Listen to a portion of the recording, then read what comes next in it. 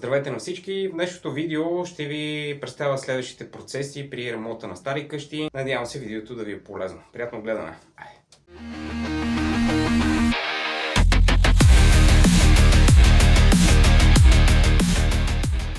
Хубаво е преди да започнем да шпакловаме да минем стените с бетон контакт с пясък за по-добро сцепление и устойчивост на основата. След като нанесем бетон контакта, следва мазилка MP75. При напукана мазилка също препоръчвам използването на глас фазерен вуал, който се слага при първата ръка с MP75. Една ръка допълнителна шпакловка и втора ръка финишна шпакловка, шкурене и чистене и боядисване.